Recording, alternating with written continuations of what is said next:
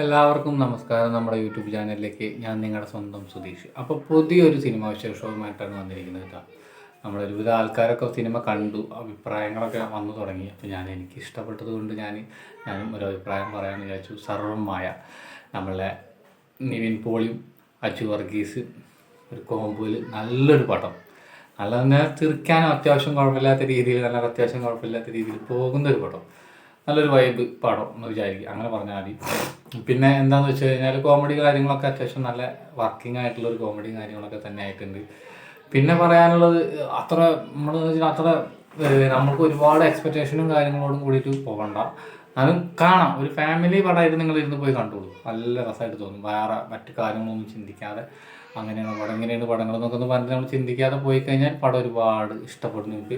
പിന്നെ പറയാനുള്ളത് വേറെ ഒന്നുമല്ല, നമ്മുടെ പടത്തിന് ആ ഒരു പടത്തിന് കിട്ടുന്ന ഒരു ഇതുണ്ട്, സ്വീകാര്യത ആൾക്കാരുടെ ഇടയിൽ. അതും തന്നെ ഏറ്റവും നല്ലതാണ്. കാരണം വെച്ചാൽ നിവിൻ പോളി തിരിച്ചു വന്നു. കാരണം നിവിൻ പോളി എവിടെയും പോയിട്ടല്ല, നിവിൻ പോളിയുടെ കുറച്ച് മുൻകാല ചിത്രങ്ങൾ കുറച്ച് മോശമായതുകൊണ്ട് കുറച്ചൊന്ന് ബാക്കായി പോയി. ഇപ്പോൾ ശരിക്കും ആൾ ശരിക്കും വന്നിരിക്കുന്നു, നമ്മളെ സിനിമ ഒരു ഇതിലേക്ക് ഫീൽഡിലേക്ക് കറക്റ്റായിട്ട് ആളെ പഴയ ആ ഒരു റേഞ്ചിലേക്ക് എത്തി തുടങ്ങിയിരിക്കുന്നു എന്നാണ് എനിക്ക് പറയാനുള്ളത്.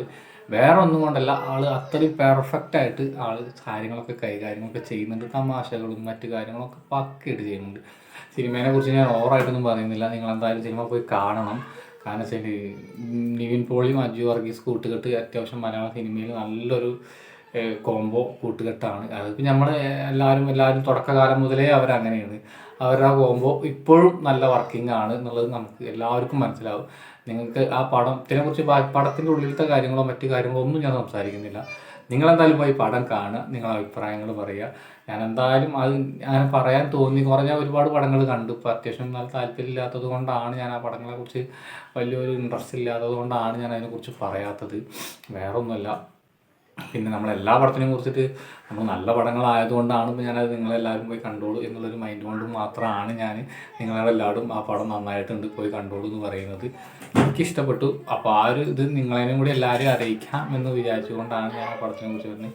അപ്പോൾ അടുത്തൊരു സിനിമ വിശേഷവുമായിട്ട് എന്തായാലും നമുക്ക് കാണാം. ഈ നമ്മുടെ സിനിമ കണ്ടിട്ട് നിങ്ങൾക്ക് എല്ലാവർക്കും ഇഷ്ടപ്പെട്ടിട്ടുണ്ടെങ്കിൽ കൂടെ നമ്മുടെ ചാനലൊന്ന് സപ്പോർട്ട് ചെയ്യുക, സബ്സ്ക്രൈബ് ചെയ്യുക. അപ്പോൾ അടുത്തൊരു വീഡിയോസ് വേണ്ടി കാണാം. Okay, bye bye.